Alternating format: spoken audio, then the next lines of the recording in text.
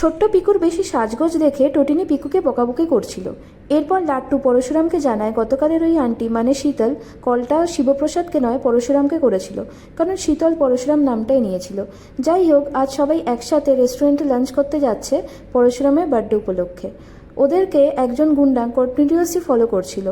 এরপর সবাই মিলে রেস্টুরেন্টে এসে পৌঁছয়।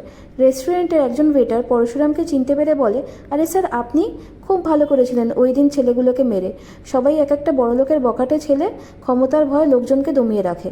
লোকটা চলে গেলে টটিনি পরশুরামকে জিজ্ঞাসা করে, কি ব্যাপার, তুমি কার সাথে মারপিট করেছিলে? পরশুরাম বলে, আমি কি মারপিট করতে পারি বলো? উল্টে ভয়ে পালাই। ওয়েটার হয়তো অন্য কারোর সাথে আমাকে গুলিয়ে ফেলছে। টটিনি বলে, না, নববর্ষের অনুষ্ঠানে আর সেদিনকে কোর্ট চত্বরেও তোমাকে টার্গেট করে গুলি চলেছিল। সত্যি করে বলো, কি লুকোচ্ছ তুমি আমার কাছ থেকে? পরশুরাম কিছুতেই সত্যিটা বলে না আর কথাটা ঘুরিয়ে দেয়।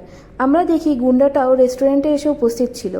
এরপরে পরশুরাম আলাদা করে ওয়েটারকে গিয়ে বলে, আমার স্ত্রীকে গিয়ে বলবেন যে ওই দিন আমি ফাইট করিনি, অন্য কারোর সাথে আমাকে গুলিয়ে ফেলেছেন, নইলে কপালে দুঃখ আছে।